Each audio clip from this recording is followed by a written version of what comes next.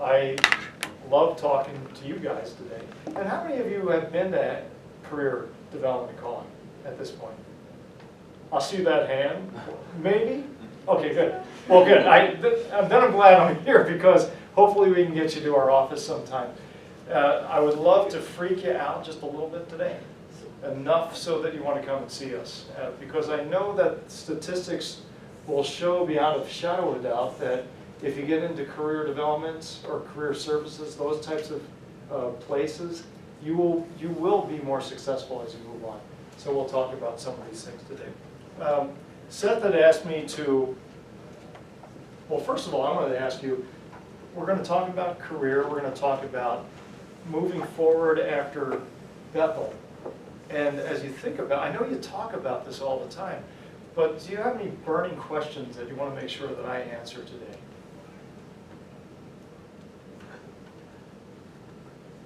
How do you get a job? How do you get a job? Okay, well, I know I'm going to answer that. I'm going to answer that beyond a shadow of a doubt. How many of you are looking at jobs for sure when you get out of here in May? And how many of you are looking at grad school? Okay, well, the things that we'll talk about will pertain to you both. And this is after I've been doing this for a long time. So I'm going to share my story first of all, just to let you know where I'm coming from. Again, I was a 1980 grad. I was a psych major. I knew exactly what I was going to do after Bethel, and that was going to be the ministry. So I was pretty much set, and I didn't think a lot about the types of things that I was doing while at Bethel, because I knew that after Bethel I was going to go into seminary, I was going to work at churches, I worked at camps and things like that. But then after graduating from Bethel and going to seminary, after about 1.5 years, I made a discovery. I didn't want to go into ministry. And back then, after my wife and I got married, we saw a lot of pastors that were in a church for about 2 to 3 years, and they'd move on to another church. Then they'd be in that church for 3 or 4 years, move on to another church. It's different now, but back in the day, that's the way it was done. And my wife and I decided not to go into ministry because of the lifestyle, which is kind of ironic when you think about it. But after I dropped out of seminary dropout, right, I panicked. I said, what am I going to do? And I was, back in 1980, there was a really bad recession. So I had worked many different part-time jobs, and finally I landed with an organization called Deluxe Corporation. Deluxe check printers back in the day. And I quickly got into HR roles and got into things like staffing, recruiting. I taught people how to do interviewing at the corporation or at the corporate level. I got out and did a lot of volunteering, helping people find jobs, and that eventually led me to my present role, which is in career development and calling, which I help people on a daily basis try to figure out, how do I get work? How do I get to the place where God wants me to be? And that's very exciting. So a couple of things about myself and why I'm here is I know I've literally interviewed over 22,000 people in my career, which is a lot of people. I know that I've looked at hundreds of thousands of resumes in my career. I've sold systems that look at resumes and help determine who are the people that we choose over others. So what I'm excited about today is that I can help you figure out those things while you're at your age, as opposed to being 58 years old and then you're trying to figure it out. Right? So the role that I am in gets me to meet a lot of people who are doing that same thing. They're hiring, they're staffing, they're meeting people. And there's a lot of ways that people get jobs now that they're basically searching for jobs in the same way they used to search for them back when I was your age. But I want to tell you a different way to look for a job so it's more efficient for you. Okay? Doesn't that sound like fun? All right. All right, well here it is. This picture here, you can even take a close-up or we can put it on there. This is my mind. This is how my brain works. I'm a visual person. And this is everything that your job search, your graduate school search is going to get down to.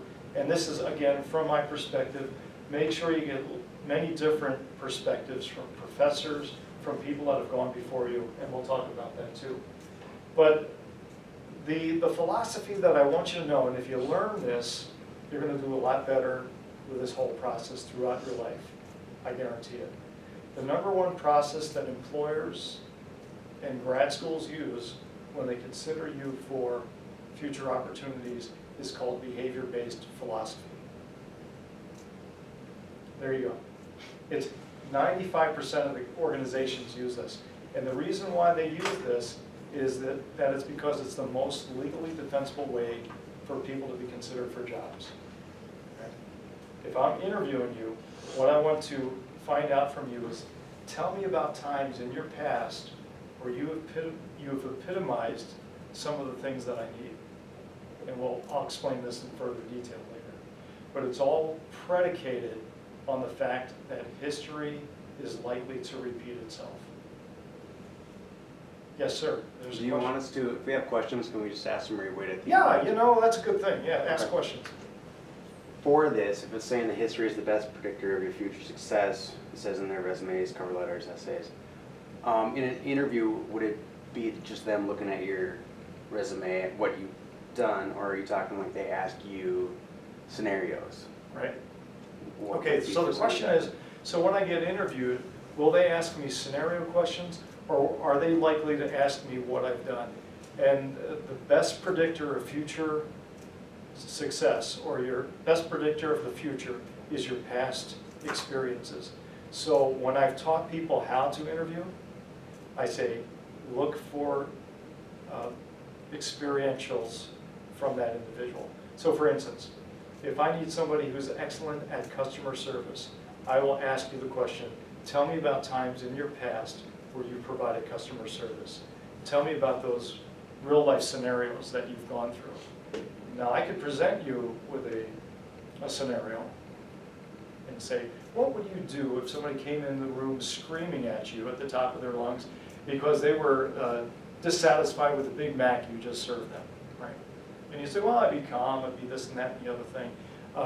But that's just a scenario of a possibility. And my expectation is you're going to give me the best answer that you possibly can out of that. But if I asked you, tell me about the last time that actually happened to you. How did you respond? What was the outcome? What was your behavior? We'll talk a little bit more about that as we go through this presentation. But yeah, this is a very good thing to know, because if you know that there's going to be certain things for you in your future, you have control over that. Let me explain this. Most of your organizations, let's look at Dave Broza right here. I'm the person that hired for thousands of jobs within my organization. In the back of my tiny little brain, I had these things in mind. I had the mission of my company, or the mission of my grad school. I had the values that we needed for people to be successful in our organization. And if I use Target, for instance, as an example, what do you think is the mission of Target Corporation?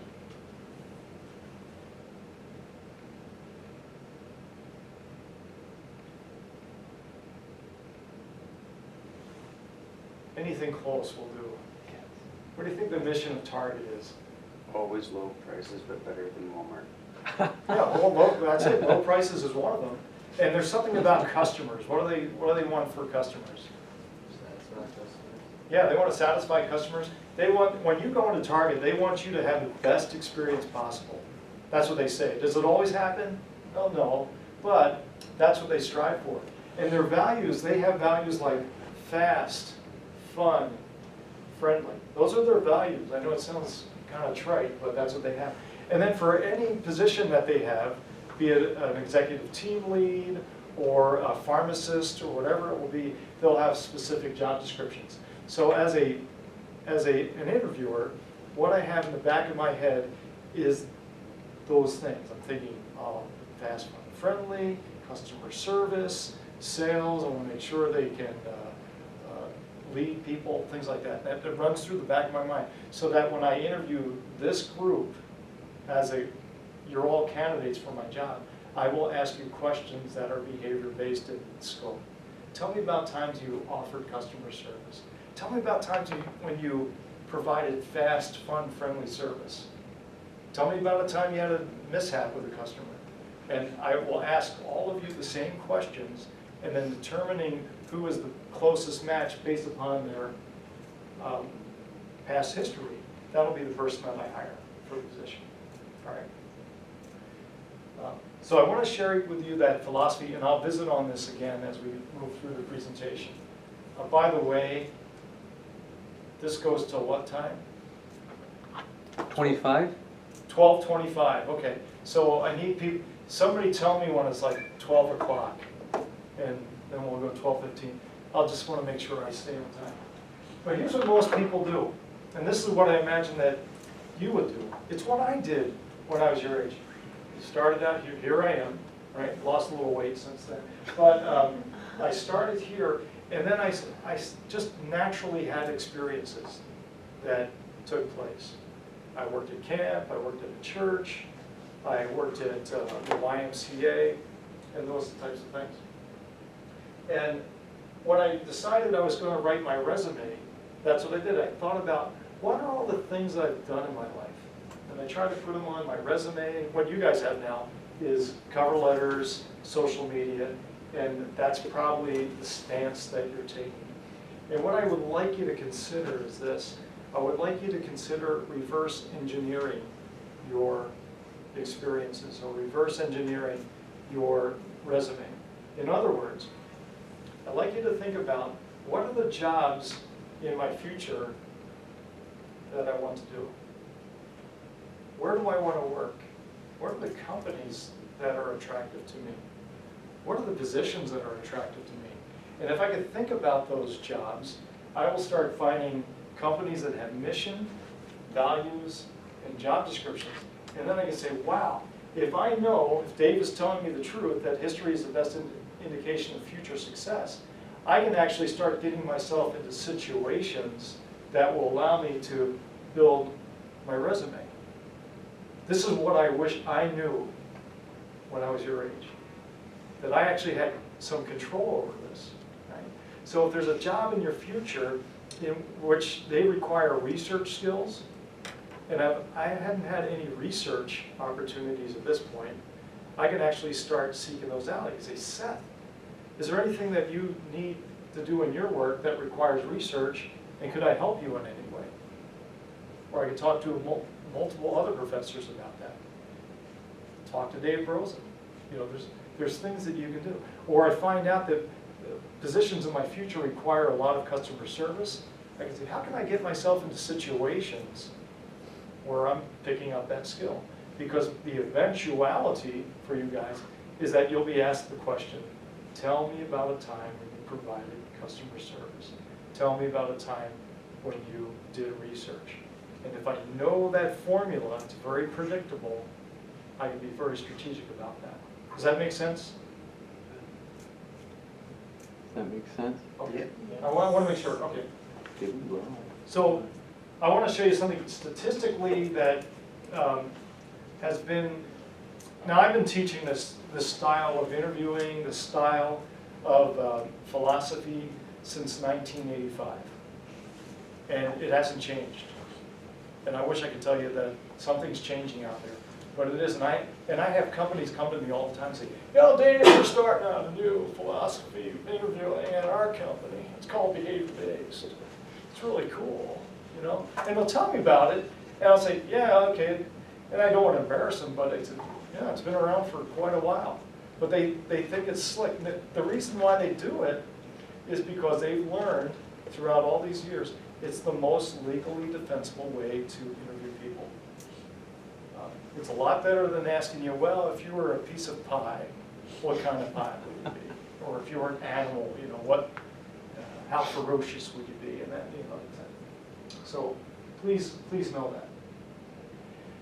If you follow the old way of thinking, and here's Dave and he just builds his resume, and he says, I'm just gonna think about all the things that I've done, and I'm going to shotgun that resume out to all the different companies that I think may need me, my return on investment or my yield for that activity is gonna be about 3 to 4%.